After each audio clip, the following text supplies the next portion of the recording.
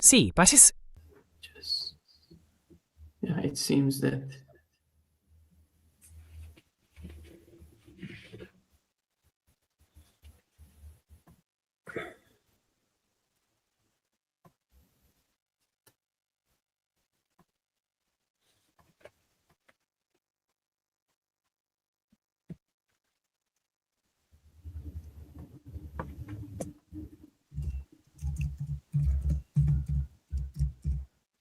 yeah.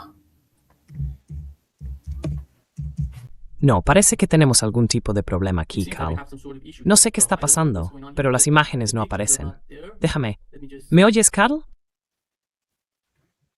Can you hear me, Carl? Te oigo alto y claro. Yeah, yeah. I think we're here. Sí, creo que I think, estamos listos para it was empezar. some sort of issue with the ¿Hubo StreamYard. algún tipo de problema con Hi, StreamYard? everybody. Hola a Today, todos. Hoy es lunes, 2 de Monday, febrero de 2026, February y 2nd, nuestro querido amigo, el 2026, coronel and Shaq Bowd, dear está con friend nosotros. Carl Jacques Bienvenido de is nuevo, here with Carl. us. Welcome back, Carl. Hola Nima, gracias por invitarme invitarme de nuevo a tu programa. Aprecio mucho la invitación. Me alegra estar de vuelta. Yeah, yeah. It's so good to have you back. Because we had Sí, some me sort of alegra issue with mucho the tenerte de internet here. vuelta, As you porque know, tuvimos I'm algunos still in problemas Iran con and we Internet had aquí. Como problems sabes, with sigo en Irán y access to tuvimos the internet, dificultades and para right acceder a now la red. everything is fine and Ahora todo va bien, y por finally I fin can puedo go emitir en live. directo. Carl, déjame Let me empezar por la start situación a la with que te has estado situation that enfrentando en you have Europa, been en facing Bruselas, in con respecto a las Brussels in case sanciones. of the sanctions. Ha It's pasado been más de so una it's semana, been quizá more 10 than días, a month, desde la 10 days última that vez we que have been hablamos de talking lo que about está the ocurriendo situation that allí. you ¿Cuál have es la última you información face sobre las in sanciones y la and in presión que case están of the intentando sanctions? ejercer sobre What ti? is the latest on the sanctions and the pressure that they're trying to put on you? Bueno, nada realmente nuevo. Quiero decir, como sabes, me impusieron sanciones de la UE el 15 de diciembre del año pasado por cuestiones relacionadas con la libertad de expresión o la libertad de opinión, porque supuestamente estoy, digamos, haciendo propaganda o incluso organizando propaganda para Rusia, ¿verdad? Como sabes, mi trabajo consiste en analizar conflictos en un sentido más amplio, no solo Ucrania y Rusia, sino también otros conflictos. Hemos hablado muchas veces del conflicto palestino y también del conflicto entre Estados Unidos e Irán y todo eso, porque ese era mi trabajo. Mi trabajo es como analista. Pero en cualquier caso, las sanciones han congelado mis cuentas bancarias aquí en Europa y no se me permite viajar dentro de la Unión Europea. And I'm not allowed to travel within the European Union. As you know, I'm living in Brussels. I mean, just in the heart Como of the sabes, European vivo en Union. Bruselas, And that justo en means el that I corazón have de la access to my UE. bank account. Eso significa que no tengo acceso a ninguna cuenta bancaria y que nadie puede proporcionarme recursos financieros. Desde mediados de diciembre del año pasado, no se me ha permitido comprar comida, pagar mis facturas, ni básicamente realizar ningún tipo de pago, porque no puedo acceder a mi cuenta bancaria. Como dije, en Suiza, porque soy ciudadano suizo, Suiza no ha adoptado este paquete de sanciones, ya que no apoya sanciones que castiguen la libertad de expresión. Así que, si viviera en Suiza, no me vería afectado por esas sanciones. I wouldn't be affected by those sanctions. They would be still there, but I would not. Seguirían allí, pero no vería los efectos, porque estaría viviendo en Suiza. Tengo una cuenta bancaria en Suiza. El problema es que no puedo usarla desde Europa, porque con el proceso de compensación y el sistema interbancario los pagos fueron bloqueados.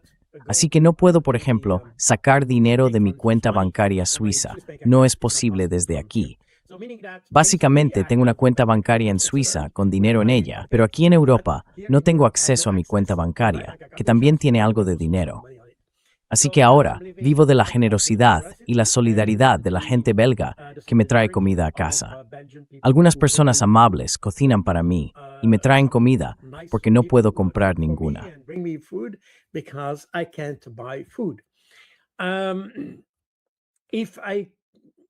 Como he dicho, no tengo permitido viajar dentro de la UE. Eso significa que no tengo permitido volver a Suiza. Y si pudiera volver a Suiza, no se me permitiría regresar a Bruselas, donde vivo, donde tengo mi casa, mis muebles, todos los libros que tengo detrás. No podría volver a eso. Así que tuve que elegir entre vivir con la ayuda de otros aquí en Bruselas o no vivir, o tener acceso a mis cuentas bancarias en Suiza, pero sin hogar. Esa era la elección que tenía. El gobierno suizo, ¿y no puedes volver a casa, a Suiza? No puedo ir. Es decir, a día de hoy no tengo permitido hacerlo, porque necesito una autorización especial para regresar a mi país.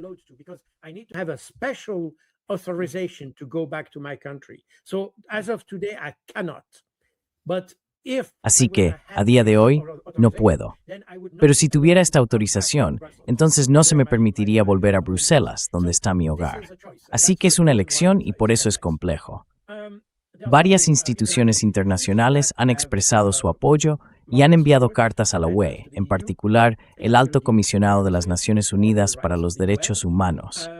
El gobierno suizo también ha presentado una protesta, una march, ante la UE debido a la falta de debido proceso. Solo como recordatorio, no he infringido ninguna ley, ni un solo asunto penal. Nunca he estado ante un tribunal. Nunca he sido juzgado por un juez. I've never been in front of a court. I've never been judged by a judge. I've never been in front of a court by a jury. I had no opportunity to Nunca he present my estado ante case. un I had no tribunal opportunity ni to ante un defend my jurado. case. No I tuve had oportunidad de no presentar mi opportunity to have caso, a lawyer. ni de defenderme, The sanctions ni de were contar decided con and un they were abogado. decided by the, Es decir, the foreign las ministers sanciones of the fueron Union. decididas It's por not los primeros the ministros de la court Unión that decides Europea, the sanctions. por cierto. Meaning that No fue un essentially, tribunal quien this decidió is, esas sanciones, lo que significa que técnicamente hablando, bueno, como sabes, soy uno de los expertos de la ONU en el Estado de Derecho y la reforma de las instituciones de seguridad, así que el Estado de Derecho es algo que conozco. Y este caso concreto de sanciones, constituye una violación del Estado de Derecho. El Estado de Derecho significa que la gobernanza de un país se rige por la ley. The governance is guided by law in a country. That's why in democratic countries, the law Por eso, defines en los países democráticos, la ley define cómo se debe gobernar, cómo se castiga a las personas, cómo se organiza el sistema político y así sucesivamente. Aquí en la UE, el sistema se ha invertido, por así decirlo. Se han tomado decisiones por parte del Consejo de Ministros sin tener en cuenta la ley. Así que en ese sentido, la UE se rige por la política o las políticas, no por la ley. No es una organización que funcione conforme al Estado de Derecho. La UE no es democrática. De hecho, la dictadura existe en ausencia del Estado de Derecho, cuando la política y las decisiones políticas determinan cómo se gobierna. Eso es esencialmente lo que teníamos con los reyes de Francia, por ejemplo, hasta el siglo XVIII aproximadamente, o cuando hay una dictadura en la que el propio dictador decide cuál debe ser la ley.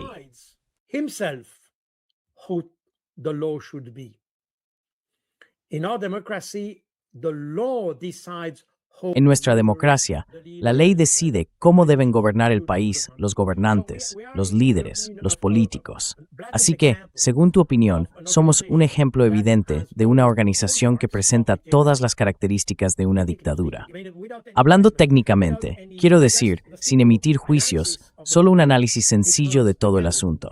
Porque una vez más, el paquete de sanciones adoptado el 15 de diciembre afecta a 59 personas o entidades. Pero estas medidas, esas 59 entidades y personas, están esencialmente fuera de la UE. El problema es que soy el único en esta lista que vive dentro de la UE. Y ahí es donde está el problema. Por eso creo que la UE calculó mal. That's why I think the EU miscalculated that. They didn't anticipate that. But the fact of the matter is No lo habían previsto. Pero el hecho es que están aplicando medidas de política exterior a personas que están dentro de la UE. Así que, cuando haces la guerra, cuando elaboras política exterior, por supuesto que no tienes las mismas normas que las que aplicas en tu propio país, porque obviamente en tu país tienes leyes, y tus leyes terminan en la frontera. No pueden aplicarse más allá de ella. Bueno, salvo en el caso de Estados Unidos, que tiene leyes válidas más allá de sus fronteras nacionales. Pero en la mayoría de los países, en los países civilizados, las leyes se detienen en las fronteras. Cuando empiezas a tener, por ejemplo, una guerra, cuando luchas contra un enemigo externo, se te permite matar gente.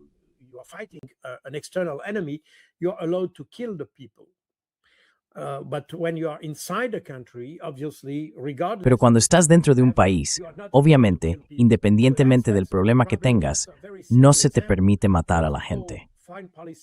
Así que ese es probablemente un ejemplo muy sencillo de cómo la política exterior es una cosa y la política interior es otra, regida por un conjunto diferente de leyes, normas y todo tipo de regulaciones. Así que aquí estamos, en mi caso, con un ejemplo muy peculiar de la UMA, aplicando medidas de política exterior a nivel interno. Por supuesto, exageraré un poco. Cualquier si la UE hubiera decidido matar a las personas de la lista, podrían haber decidido matar a mí, porque eso estaría fuera de la ley. Su decisión no relacionada con la ley. Their decision is not related to the law. It's above the law, if you want. Está por encima de la ley, por así decirlo. Y ahí es donde reside el peligro. Bueno, no han decidido matarme. Pero cuando dices que la pena de muerte no existe en la UE, lo cual es cierto, por cierto, en todos los países de la Unión Europea, no hay pena de muerte. Pero eso solo es válido mientras estés bajo el Estado de Derecho. Si no estás bajo el Estado de Derecho, es decir, si estás por encima de la ley, entonces no hay límites para las sanciones o el castigo. Técnicamente, podrían haber decidido matarme. Técnicamente. Así que ahí es donde radica el peligro de la situación. Y por eso, más allá de mi caso particular, donde expliqué la situación con mi libertad de movimiento y todo eso, hay una preocupación real.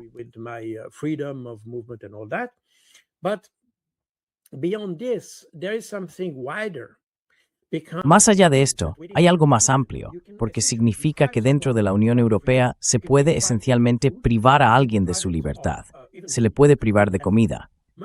Incluso se podrían imponer castigos mucho más severos, sin pasar por un tribunal, sin tener lo que se conoce desde el siglo XVI, o incluso el XV, supongo, en el Reino Unido, como habeas corpus, que es el derecho de todo ciudadano a ser juzgado por un tribunal antes de cualquier castigo. Este es un elemento fundamental de la democracia. Y aquí, esto se niega. El peligro es que mi caso se convierta en un precedente para otros casos, y por eso muchas personas empiezan a tener mucho miedo de una práctica así.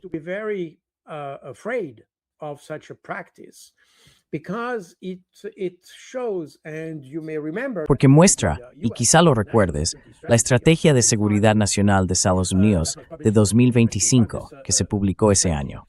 Esta estrategia describía el hecho de que la UE se está deslizando hacia una especie de, bueno, no usan la palabra dictadura, creo, si no recuerdo mal, pero hacia una situación en la que las libertades fundamentales ya no se respetan. Y eso es algo extremadamente preocupante para mucha gente en Europa, incluso para quienes, más allá de estar a favor o en contra de Rusia o de quien sea, ven que en realidad ahora estamos en un sistema en la UE que no respeta ningún tipo de ley.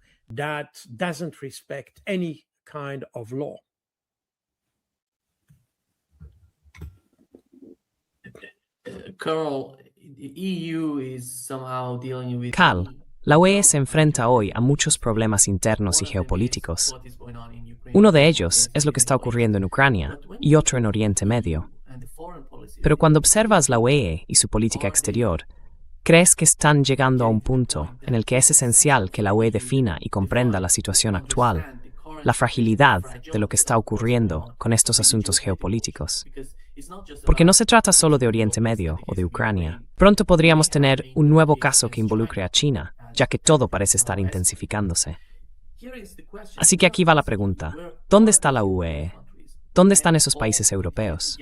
¿Pueden seguir todos juntos? ¿O con el paso del tiempo, los lazos, las conexiones entre estos países, esa línea que los une, están empezando a desmoronarse, a desaparecer de la escena? ¿Cómo ves a la UE y a los países europeos?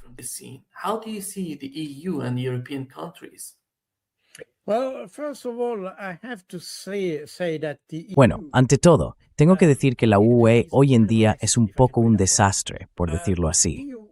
La UE surgió del mercado común, que se creó en los años 60 para mejorar las relaciones económicas entre los países europeos. En aquel momento estaban principalmente Italia, Alemania y Francia. El Reino Unido se incorporó más tarde, junto con los Países Bajos y Bélgica. Para reforzar las relaciones entre estos países, el proyecto contó con un gran apoyo de Estados Unidos, porque después de la Segunda Guerra Mundial, Europa había quedado completamente destruida. especialmente Alemania.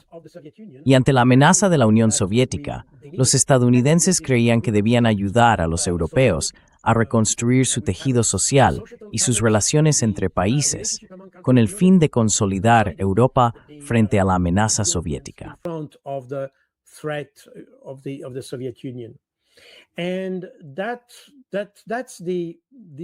Y esa es la idea detrás del mercado común, el embrión de la Unión Europea.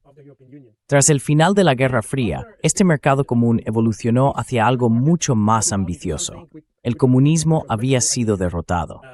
Europa del Este estaba compuesta por antiguos países del Pacto de Varsovia que no tenían una buena situación económica, mientras que en Occidente estaban los grandes países que mencioné antes, con más capacidades económicas.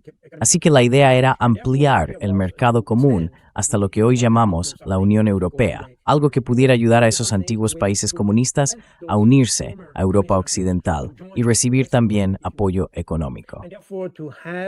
The economic support also. If you look at the map, for instance, of those countries who are Si observas el mapa, por ejemplo, de los países que reciben apoyo de la UL y de aquellos que la financian, verás que la parte occidental de la Unión Europea, es decir, Francia, Italia, Alemania, Dinamarca, Bélgica y otros, está financiando en realidad la parte oriental del continente, como los estados bálticos, Hungría, Eslovaquia y otros.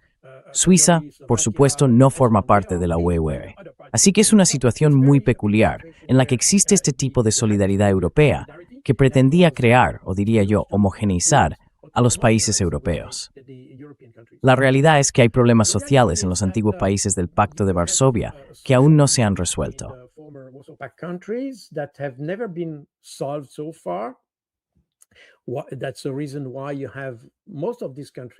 Esa es la razón por la que la mayoría de estos países, mira, por ejemplo, los estados bálticos, están perdiendo población cada año. Sus poblaciones están disminuyendo porque la gente ya no quiere vivir allí. Tienden a mudarse a Europa Occidental o a Norteamérica. Y lo mismo ocurre con Ucrania, por cierto. Esto se aplica a todos los estados bálticos, no a todos los países de Europa del Este, pero sí a la mayoría de ellos. En cualquier caso, lo que ocurrió es que, más allá del proyecto inicial de cooperación económica dentro de Europa, destinado a mejorar la situación económica, especialmente en la parte oriental del continente, la actual dirección de la UPO ha perseguido la idea de convertir a Europa en una potencia política. Para ello, lo resumiré de forma muy esquemática y breve. Estoy acortando un poco la historia, pero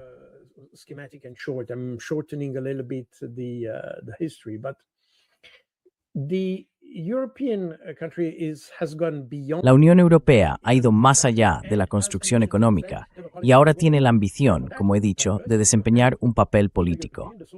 Con ese propósito, cuenta con lo que se denomina la política exterior y de seguridad común.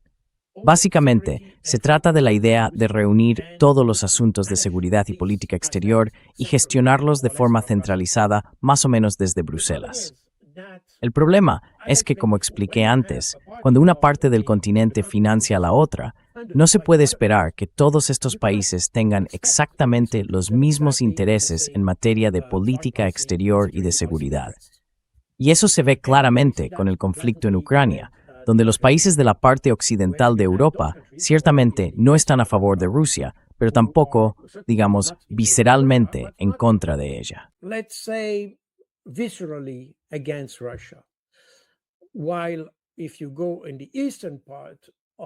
Si vas a la parte oriental de Europa, y no estoy intentando hacer ningún juicio aquí porque mucho de esto proviene de la historia y demás, si tomas, por ejemplo, a los estados bálticos, tienen un odio visceral hacia Rusia. Eso significa que Portugal podría tener problemas con la inmigración africana, por ejemplo, mientras que Letonia, por poner un caso, no tiene absolutamente ningún problema con eso. Así que no es una cuestión de política exterior para ellos. Su preocupación es Rusia. Si eso está exagerado, o no es otra cuestión, pero se centran en asuntos distintos. Tienen diferentes preocupaciones en materia de política exterior y de seguridad. Como resultado, la idea de tener una política exterior y de seguridad común para toda Europa es en realidad una ficción. Nunca ha funcionado, porque los intereses son demasiado diferentes. countries like France, for instance. Y vemos países como Francia, por ejemplo, que tiene intereses tradicionales e históricos en África. Esa es la razón por la que Francia estuvo activa en Malí, Níger y otros lugares durante años, combatiendo el islamismo allí. De nuevo, no quiero entrar en los detalles de eso, pero demuestra que Francia tenía intereses específicos en torno al norte de África, mientras que los estados bálticos o países como Suecia, Noruega o Finlandia no tenían absolutamente ningún interés en esa parte del mundo. Así que eso creó una situación en la que evidentemente países como Francia tenían su propia política exterior, mientras que Bruselas intentaba mantener una política artificial en otros asuntos.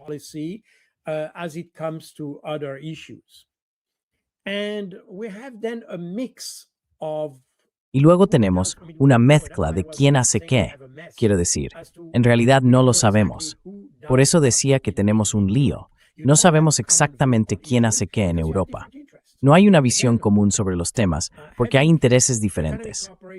De nuevo, la cooperación económica puede entenderse básicamente como un interés común para todos los países.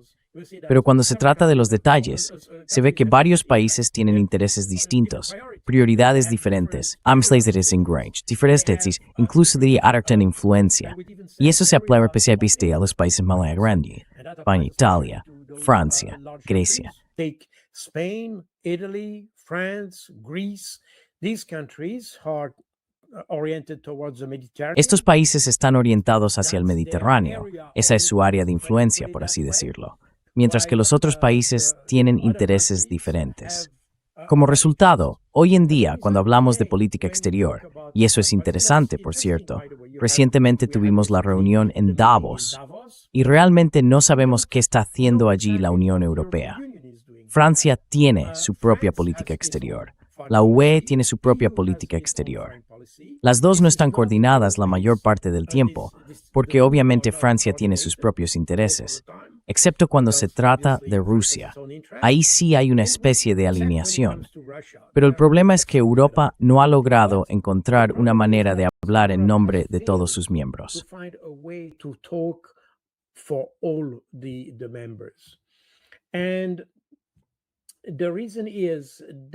Y la razón es que, cuando empiezas a ocuparte de la política exterior e intentas conciliar los intereses de 27 países, tienes que ser más matizado.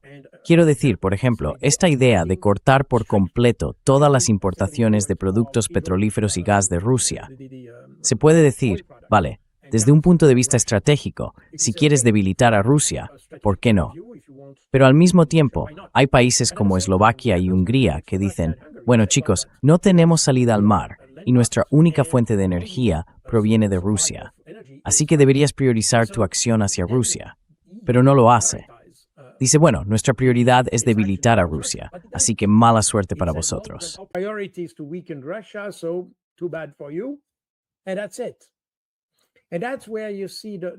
Y eso es todo.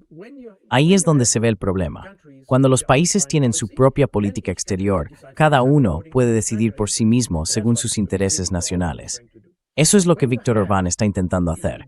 Pero cuando Bruselas asume la política exterior, puede ignorar los intereses de los países individuales y decidir según su propio criterio. El problema que tenemos hoy, y no es completamente nuevo, ya lo vimos un poco antes de Kaja Kallas, es que Kaja Kallas es la alta representante de Bruselas, de la política exterior en la World. Su predecesor, Josep Borrell, no era tan extremo como era, pero se quedó un problema.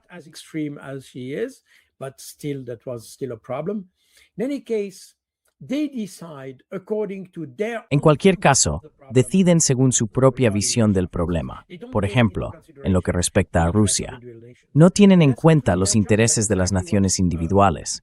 Y ese no es realmente su cometido. Pero eso es precisamente lo que están diciendo los líderes de Eslovaquia y Hungría. Dicen que la Unión Europea no está aquí para tener una vida independiente a costa de los intereses nacionales de los distintos países. Deber de los intereses de los Estados miembros. Y ahí es donde vemos hoy la división entre algunos países y la dirección de la UE. Y para lograrlo, la UE ha tenido que flexibilizar sus propias normas para poder legalmente ignorar los intereses de Hungría y Eslovaquia. of Hungary and Slovakia. So, meaning that if you look at Es decir, si observas el problema desde lejos, te preguntarías, ¿quién está realmente a cargo de la política exterior? Tenemos a personas como Macron, que es extremadamente vocal cuando se trata, por ejemplo, de la coalición de los dispuestos. Tenemos a Francia, Alemania y el Reino Unido, que por cierto, no forma parte de la UE. Entonces, ¿quién representa exactamente a la coalición de los dispuestos? De hecho, solo 2 miembros están fuera de la Unión Europea y el resto guarda silencio, porque no tienen el poder económico para resistir esa presión. Economic power to resist that pressure. So we have a very strange Así que tenemos aquí una relación muy extraña entre Bruselas, que en realidad no tiene poder real, pero intenta imponer algún tipo de autoridad sobre los Estados miembros, y una política exterior que está impulsada en parte por un par de países dentro de la UE. Pero si eres un líder, digamos Irán, o incluso Estados Unidos, por cierto, ¿a quién deberías dirigirte cuando tienes un problema con la UE? Tomemos el ejemplo de Groenlandia. ¿A quién debería haberse dirigido Donald Trump? De hecho, si observas cómo ocurrieron las cosas, ni siquiera se dirigieron a la UE. Dinamarca intentó imponerse en el diálogo con Estados Unidos, pero ni siquiera tuvo un éxito total, porque lo que hizo Donald Trump fue, en Davos, o justo después de Davos, abrir conversaciones con Mark Rutte de la OTAN, aunque la OTAN no tiene poder político. Although NATO has no political power. But since NATO does exist and Mark Rutte Pero dado que la OTAN sí existe, y Mark Rutte, como secretario general, puede desempeñar un papel de mediación dentro de la OTAN, porque Mark Rutte no tiene poder, en absoluto. Ursula von der Leyen sí tiene poder. Puede tomar decisiones junto con su comisión, que incluye a Kaja Kallas. Pero Mark Rutte no tiene absolutamente ningún poder ejecutivo. Es solo el secretario general, mientras que Ursula von der Leyen es la presidenta de la Comisión Europea. Rutte no es un presidente, es únicamente un secretario general. Su papel se asemeja más al de un facilitador entre los Estados miembros de la OTAN. Por eso Trump habló con él, y no con la Unión Europea, para tratar el asunto de Dinamarca y Groenlandia. Así que vemos que es muy difícil desde fuera saber quién es tu aliado o tu interlocutor designado si quieres discutir algo. designated partner if you want to discuss a thing. And to make things more complex, Y para complicar aún más las cosas, la líder de la política exterior europea, es decir, la señora Kaja Kallas, no ha mostrado, diría yo, ninguna comprensión de los asuntos globales. Solo tiene una palabra en la boca: Rusia. Va a hablar con China, porque obviamente hay cuestiones con China como competidor económico de Europa y quizá también como socio, ya que muchas empresas producen sus productos europeos en China, de hecho. Así que China es a la vez un socio importante y un competidor para Europa. Pero cuando Kaja Kallas va a China, ¿de qué habla? De Rusia. Cuando va a Estados Unidos, y obviamente hay varios asuntos en juego entre la UE y Estados Unidos, ¿de qué habla? De Rusia. What does she talk about? Russia. So people tend to be a little bit fed up of. Así que la gente empieza a estar un poco harta de esta política exterior europea, que tiene un solo enfoque, una sola prioridad: Rusia. Otros países tienen otros asuntos. De hecho, si tomamos a Estados Unidos como ejemplo, en realidad quieren salir del conflicto en Ucrania porque no quieren que se convierta en una carga. Quieren hablar de desarrollo económico, de hacer América grande de nuevo y cosas por el estilo. Así que Rusia ya no es realmente un problema para Sminus. Quieren dejarlo atrás. Pero los europeos no. Y ese es el problema de la UE. No se puede confiar realmente en ella porque no se sabe exactamente a quién representan sus intereses. En el pasado, hablo de hace 20 años o más, la Unión Europea desempeñaba un papel como posible mediador porque estaba fuera del conflicto. Because it was outside of the conflict, I mean, US is involved in any conflict. So therefore, Quiero decir, Estados Unidos está implicado en cualquier conflicto, así que no puede ser mediador porque ya forma parte de él.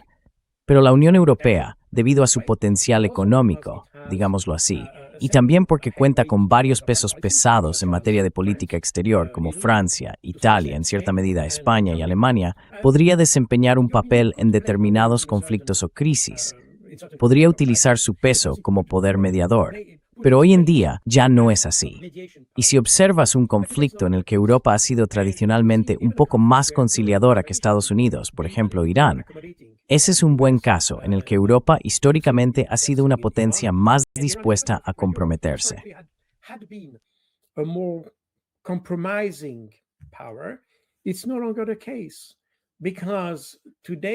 Ya no es así, porque hoy el interés de la Unión Europea, como dije antes, es mantener a Estados Unidos implicado en el continente. Y por tanto, como quieren complacer a Estados Unidos para mantenerlo allí, ciertamente no irán en contra de lo que diga. Así que, en lugar de ser una potencia mediadora, se ha convertido, digamos, en un simple refuerzo de la política estadounidense. Lo hemos visto en Palestina, lo hemos visto hoy con Irán, donde muy recientemente Estados Unidos decidió incluir a la Guardia Revolucionaria iraní en la lista de organizaciones terroristas, por ejemplo, lo cual no tiene ningún sentido.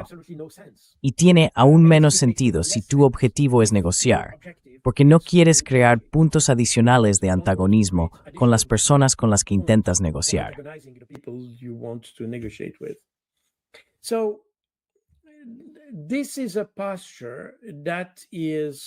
Esta es una postura totalmente contradictoria con lo que tradicionalmente hemos tenido en Europa, pero es el resultado de una Europa que no tiene una estrategia real para abordar los problemas. O mejor dicho, solo tiene un objetivo: mantener vivo el conflicto en Ucrania, porque la idea es debilitar a Rusia. Y por esa razón, dado que los países europeos, incluso todos juntos, no son capaces de proporcionar el apoyo que Ucrania necesita para mantener el conflicto, Europa necesita a Estados Unidos en Ucrania, de alguna manera. No necesariamente de forma física, pero sí implicado de algún modo, para ofrecer el tipo de apoyo que ayude a los europeos a mantener el conflicto.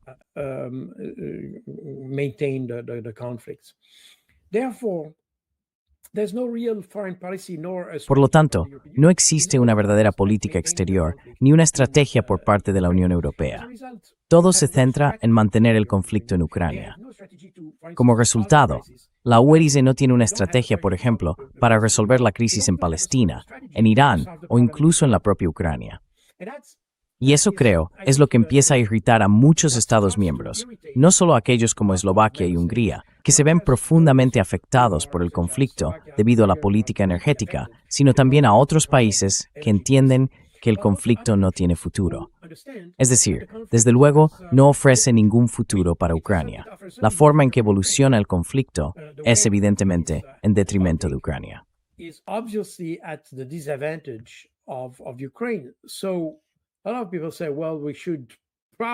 Así que mucha gente dice, bueno, probablemente deberíamos trabajar en una estrategia para resolver el problema antes de que se convierta en una catástrofe.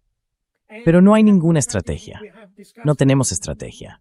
Hemos hablado de esto. Hoy, obviamente, el tema vuelve a primer plano, sobre las capacidades nucleares de Irán y todo eso. Ya lo discutimos el año pasado y el anterior, si lo recuerdas.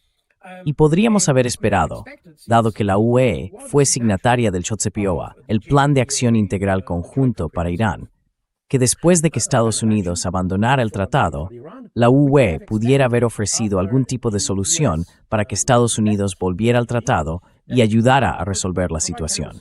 Porque la razón por la que Estados Unidos abandonó el tratado fue que Irán, en realidad, estaba cumpliéndolo.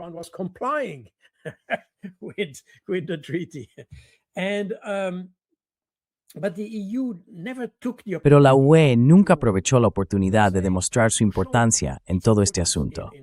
Siempre ha desempeñado el papel de vasallo de Estados Unidos, sin una estrategia para resolver el problema. Y sabemos que esto es algo que podría haberse evitado, todo el asunto de Irán. Este es un conflicto, de hecho un conflicto artificial, digámoslo así. El conflicto con Irán es artificial. Independientemente de cómo podamos juzgar o evaluar la gobernanza en Irán, la realidad es que Irán no amenaza a nadie. Sabemos que Irán no tiene armas nucleares, y esto fue reconocido por la comunidad de inteligencia estadounidense. Todo eso lo sabemos. Así que Irán no es una amenaza para el resto del mundo. Ni siquiera es una amenaza para Israel, siempre que Israel no ataque a Irán, obviamente. Israel, as long as Israel doesn't attack Iran, obviously. So why can't we play the Entonces, ¿por qué no podemos desempeñar ese papel de mediación entre esos actores, especialmente en un conflicto que no tiene sustancia?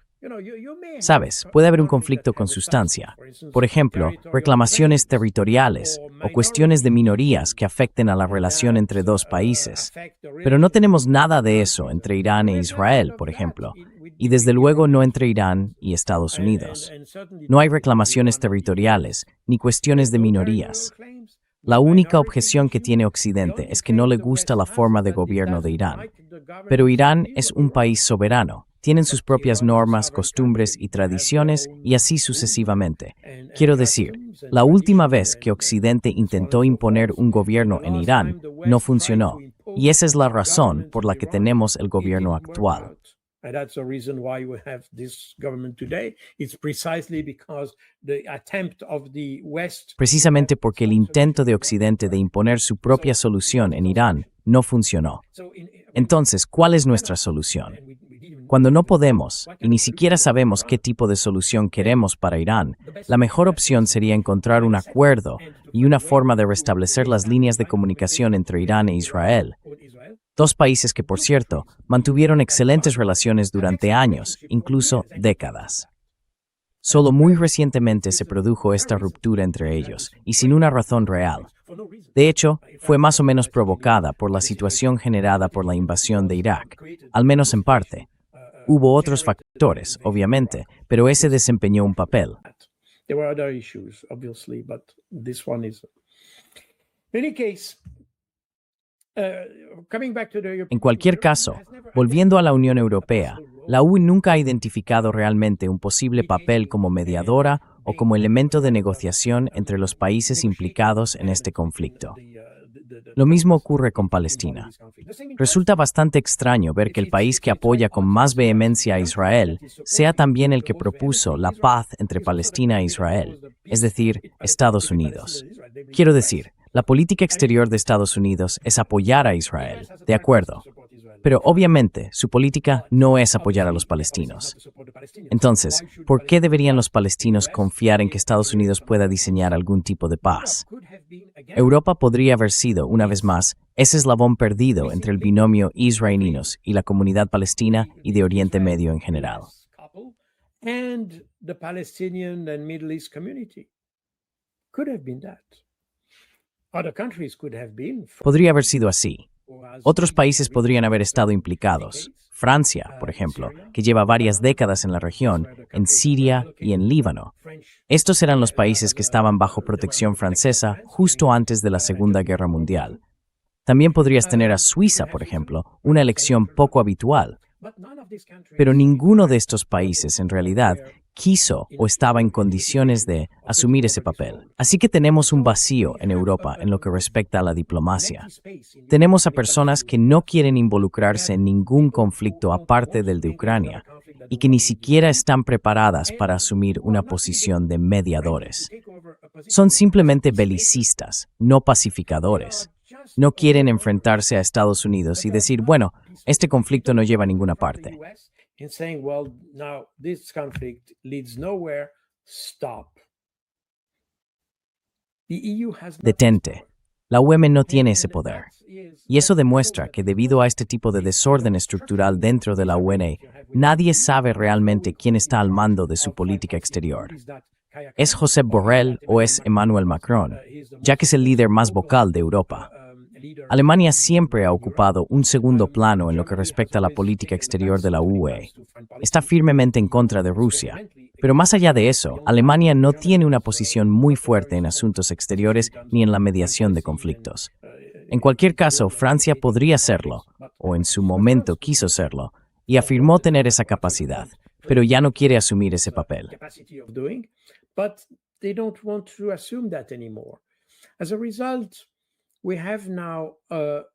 Como resultado, Ahora tenemos sin un liderazgo real en materia de política exterior, sin una estrategia que aplicar a los diversos conflictos a los que nos enfrentamos hoy en el entorno inmediato de la UE, por así decirlo. No tenemos objetivos. Ni siquiera sabemos exactamente qué intenta conseguir la UE. Ni siquiera en Ucrania, por cierto. Sabemos que, como dijo Kaja Kallas en noviembre del año pasado, el objetivo es debilitar a Rusia. Es decir, el plan para Ucrania era un plan de 2 puntos, como dijo Kaja Kallas. El primero es debilitar a Rusia. El segundo es apoyar a Ucrania. Pero apoyar a Ucrania no es un objetivo. Es un medio, una forma de actuar. No puede ser un objetivo. No se apoya a alguien solo por el hecho de apoyarlo. Se busca alcanzar un objetivo.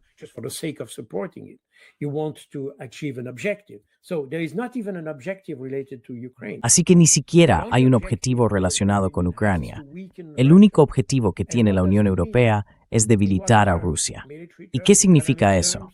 ¿En qué términos? Militares, económicos. Sabemos que en términos militares no es cierto. Sabemos que en términos económicos tampoco lo es. En términos políticos, ni siquiera, especialmente con la creciente importancia de los BRICS y del resto del mundo. Si lo miramos hoy, vemos que Rusia tiene un papel muy importante, de hecho, aún más importante, que antes de la guerra en Ucrania. Es decir, en realidad no sabemos cuál es el objetivo. Así que, como he dicho, no hay un liderazgo real, ni estrategia, ni objetivos.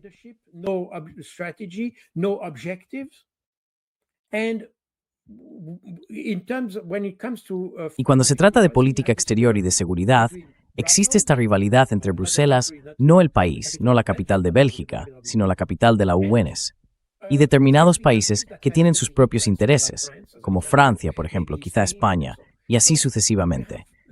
Así que, literalmente, tenemos un caos en lo que respecta a la política exterior de la UE. Y eso es algo que nadie quiere reconocer, pero todo el mundo percibe. Y ese es exactamente el problema. Ahí es donde Donald Trump entra en juego. Se puede ver, van a Venezuela, se enfrentan a Maduro. Ninguna protesta, ninguna reacción por parte de Europa. De hecho, Europa incluso los aprobó a todos. Groenlandia. Ninguna protesta de Europa, realmente. Not even a protest from Europe, really, because they know they are not in a position to. Porque saben que no están en posición de contrarrestar a Estados Unidos. En cuanto a Irán, todavía no sabemos la verdadera razón por la que Estados Unidos querría atacarlo. Pero Europa permanece en silencio. Hemos tenido esta catástrofe humanitaria en Palestina desde hace al menos 2 o 3 años. Quiero decir, sigue ocurriendo, por cierto, y ni una palabra de la ONU.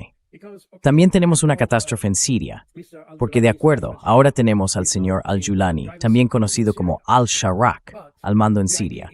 Pero la idea inicial era dar algo de territorio a los kurdos, y ahora vemos que los aliados de los europeos, es decir, los kurdos, están en conflicto con el gobierno que apoyamos en Damasco. Así que, de nuevo, ¿cuál es el objetivo de la Unión Europea? Here again, what is the objective of the European Union? What do we want to achieve? What did we want to achieve? ¿Qué queremos lograr? ¿Qué queríamos lograr al derrocar a Bashar al-Assad? Porque hoy tenemos exactamente el mismo resultado, solo que con personas diferentes, personas que hace apenas un año aún eran consideradas terroristas. Así que de nuevo es muy difícil, cuando se observa todo esto, especialmente desde fuera de Europa, identificar algún tipo de coherencia en la política. Es oportunista, pero oportunista sin estrategia, sin objetivos. Es oportunista en sentido de que no queremos antagonizar a Estados Unidos. Probablemente ese sea el único punto en común en todas las acciones de la UE en el mundo. Lo mismo ocurre con China, por cierto. Around the world. The same applies to China, by the way. We see that the interests Vemos que Estados Unidos, por alguna razón, considera a China su principal competidor. De acuerdo, es comprensible. Pero ¿tiene Europa las mismas prioridades que Estados Unidos? Probablemente no. No quieren competir con China del mismo modo que lo hace Estados Unidos. Tenemos otros intereses económicos y geopolíticos. Quiero decir, obviamente, Estados Unidos está muy interesado en ser, siempre ha sido una potencia del Pacífico, una potencia del Océano Pacífico, y quiere mantener esa esfera de influencia en la zona del Pacífico. Y evidentemente, en ese contexto, Estados Unidos se enfrenta a China, que probablemente no sea excesivamente ambiciosa, pero sí un país ambicioso. Pero esta rivalidad en la región del Pacífico es algo que a los europeos realmente no debería preocuparles. Is something that Europeans should not care about. So why should we take over the enemy Entonces, of the US? ¿por qué deberíamos enfrentarnos a los enemigos de Estados Unidos? No hay ninguna razón. Podríamos tener una política exterior y económica independiente que nos permitiera mantener relaciones comerciales normales con China. Pero no, eso no es lo que estamos haciendo, porque tenemos un liderazgo en Europa. Y cuando mencionas a Kaja Kallas y también a Ursula von der Leyen, se trata de personas que provienen de países extremadamente agradecidos a Estados Unidos. Los alemanes por la Segunda Guerra Mundial y los estados bálticos por el final de la Guerra Fría. Hubo lazos muy estrechos entre los estados bálticos y Estados Unidos durante toda la Guerra Fría. Y al final de esta, obviamente, Estados Unidos ayudó a los estados bálticos a reconstruir sus países y especialmente sus fuerzas armadas.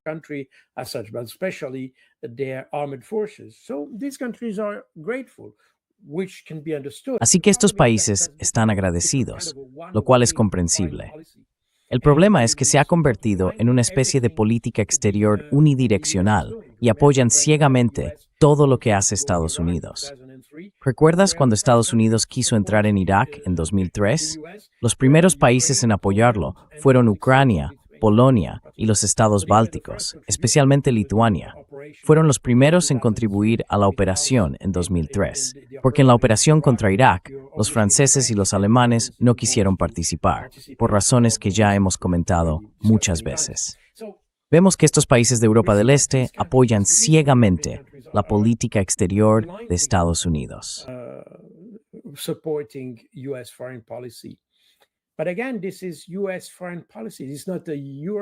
Pero de nuevo, esta es la política exterior de Estados Unidos. No es una política europea. Cuando pones a Kaja Kallas, la ex primera ministra de un país con 1,2 o 1,3 millones de habitantes, ni siquiera la población de Manhattan, probablemente solo la parte sur de Manhattan, ella fue la primera ministra de eso.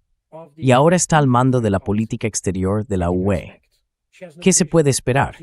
No tiene visión, ni una comprensión global de la situación. Ni siquiera entiende lo que está en juego. Y por tanto, creo que la UE está mal servida con eso. Y todo el mundo se da cuenta, excepto la propia Unión Europea. Y ahí es donde surge la interrogante.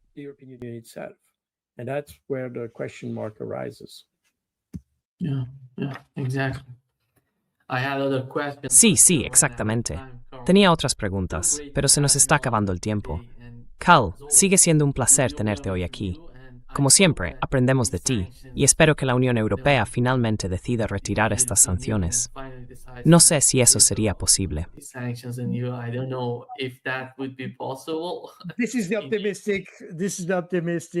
Esta es la forma optimista. Creo que hablaremos de ello varias veces antes de que levanten las sanciones.